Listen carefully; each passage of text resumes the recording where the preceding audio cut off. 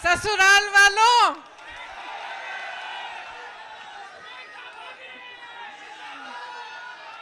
यहाँ आकर बहुत खुशी हुई है और आज इस भारत जोड़ो न्याय यात्रा में भाग लेते हुए मुझे बहुत बहुत खुशी हो रही है, खास तौर से क्योंकि आज इस यात्रा में पहली बार मैं अपने ससुराल वालों के साथ आई हूँ।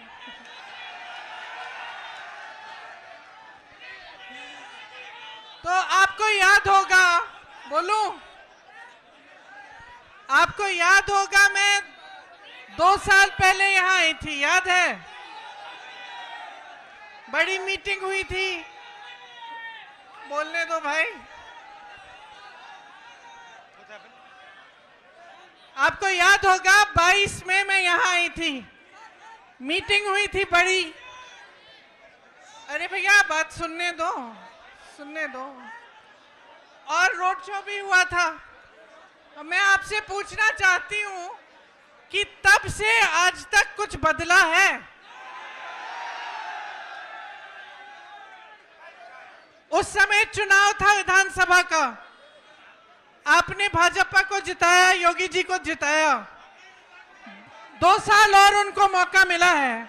मैं आपसे पूछना चाहती हूं कि जो आपकी समस्याएं हैं, जो आपकी असली समस्याएं हैं, आपका दुख है, जो महंगाई है, जो बेरोजगारी है, जो रोज रोज इन परीक्षाओं में जो पेपर लीक हो रहे हैं, जिनके लिए नौजवान बच्चे, आपके बच्चे मेहनत करते हैं, पढ़ते हैं, फीस भरते हैं, ये सिलसिला अभी तक जारी है कि नहीं कि पेपर लीक होते रहते हैं?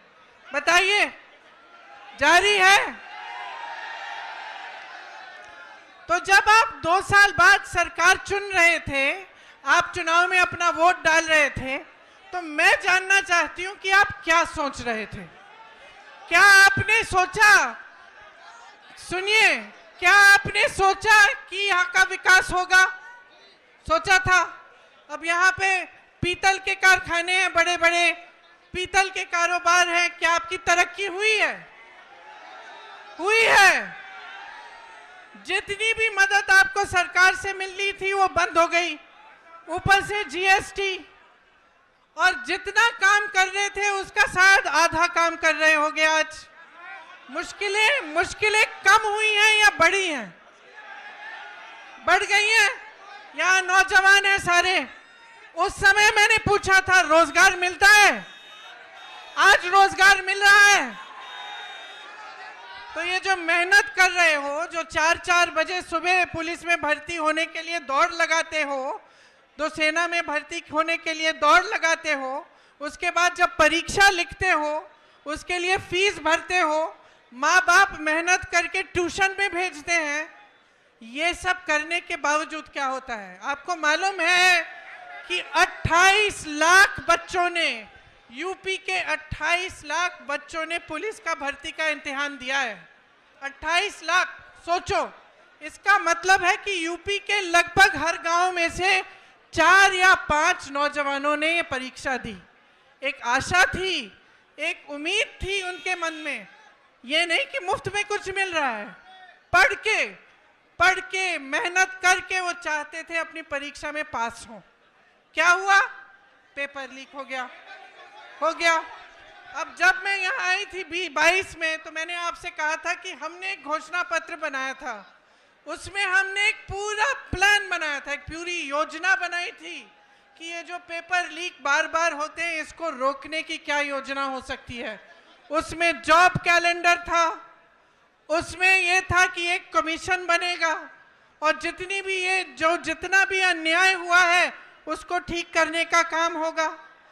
और जॉब कैलेंडर में हर जो भी डेट था, परीक्षा का डेट, नियुक्ति की डेट, सारी पहले से तय, और जो उससे इधर उधर होता उसके खिलाफ कार्रवाई होती। तो ये तो 2-3 मुद्दे हैं, पूरे 10 मुद्दों का हमने एक पूरा प्लान बनाया था। तो मैं आपसे एक सीधी सीधी बात कहना चाहती हूँ, देखो चुनाव फिर से आ रहा है कि नहीं? फिर से आपको अपना मत डालना पड़ेगा। अब आप खुद ही देख रहे हो, बार बार भाजपा की सरकार आ रही है, केंद्र में आ रही है, प्रदेश में आ रही है, आपकी बेरोजगारी बढ़ रही है, आपकी मुश्किलें बढ़ रही हैं। तब किसान आंदोलन कर रहे थे 2 साल पहले, आज किसान आंदोलन कर रहा है। तब सड़क पे बैठे थे ठंड में सर्दी में, आज बैठे हैं। तब उनकी सुनवाई नहीं थी, आज उनकी सुनवाई नहीं है। और इसी तरह से आप सोचिए, जब जब बुलडोजर चलता है इनका, तो किसके घरों पे चलता है? किसके घरों पे चलता है? जोर से बोलो। जिसने 6 किसानों को अपनी जीप के नीचे कुचला, उसके घर पे क्या बुलडोजर चला? जिसने महिलाओं के साथ अत्याचार किया, उसके घर पे बुलडोजर चला? जो ये पेपर लीक के घोटालों से पैसे खाए जा रहा है, उन लोगों के जिन्होंने पैसे खाए हैं, जो बार बार ये घोटाला करते हैं, बार बार लीक कराते हैं, उनके घरों में बुलडोजर चला? नहीं चला ना। सोचिए, ये सब बहुत बड़ी बड़ी बातें हैं दिखावे के लिए। ये जितने बड़े बड़े इश्तिहार आपको दिखते हैं, जिसमें आपको दिख रहा है कि बहुत तरक्की हो रही है, जब तक आपकी तरक्की नहीं होगी, जब तक आपको रोजगार नहीं मिलेगा, जब तक आपके पेपर लीक बंद हो नहीं होंगे, तब तक आपकी तरक्की नहीं हो सकती है। जब तक यहाँ की महिलाएं सुरक्षित ना हो, आगे बढ़ नहीं पाए, तब तक आपकी तरक्की नहीं हो रही है। तो मैं सिर्फ आपको, मैंने उस समय भी बोला और अभी भी बोल रही हूँ, अपने अनुभव को देखो, अपने अनुभव को देखो कि भाई 5 सालों में, 10 सालों में मिला क्या है? नौकरी मिली, दुकान जाते हो तो सब्जी खरीद पाते हो। आपको मालूम है गन्ने का जो दाम है, जो आपको मिलना चाहिए सरकार से, वो हर साल, पिछले 7 सालों में हर साल सिर्फ मात्र 7 रुपए गन्ने का दाम बढ़ा है कि नहीं? 7 रुपए, ठीक है? तो मान लो 5 सालों में 35 रुपए बढ़ा होगा। और आप जब सब्जी खरीदने जाते हैं तो कितने बढ़ गए दाम? आलू मिलता है, प्याज मिलती है, टमाटर मिलता है। आप जाते हो 3 चीजों को लेने के लिए, घर आते हो 1 लेके। तो भाई देखो, जब तक आपको खुद समझ में नहीं आएगा, जब तक आप अपने अनुभव पर नहीं उतरोगे, तब तक कुछ नहीं बदलने वाला। हम चीखते चिल्लाते जाएंगे, कुछ नहीं बदलेगा। बदलाव तब आएगा जब आप अपनी परिस्थितियों को समझकर अपना वोट डालोगे, जब आप सवाल उठाओगे सरकार से कि मुझे सब्जी क्यों नहीं मिल रही है, इतनी महंगाई क्यों है, मेरा बच्चा पढ़ता है, मेहनत करता है, उसको नौकरी क्यों नहीं मिल रही है। जब तक ये सवाल आप नहीं उठाएंगे, जब तक इन परिस्थितियों को देखते हुए आप अपना वोट नहीं डालेंगे, तब तक आप इसी खाई में डूबे रहोगे। इसीलिए मैं आपसे कहना चाहती हूं, इस खाई में से निकलो। जब वोट डालने जाते हो, सोच समझ के अपना वोट दो। कांग्रेस पार्टी के पास योजनाएं हैं, करके दिखाया है, और आप सब अपने ही अनुभव से ये चीज समझते हैं। तो आज आपके बीच आकर मैं सिर्फ इतना कहूंगी कि जो भी वोट आप डालने जा रहे हो, बड़ी बड़ी बातों पे मत डालो, जो ऊपरी दिखावा है उस पे मत डालो। जो तुम्हारी जिंदगी में गुजर रहा है, जो तुम्हारा जीवन है, तुम्हारा अनुभव है, तुम्हारी परिस्थिति है, उसको सोच, उसको समझ के कि ये क्यों हो रहा है आपके साथ, तब वोट डालो। ये न्याय यात्रा है। राहुल जी, भारत जोड़ो यात्रा में 4000 किलोमीटर क्यों चले?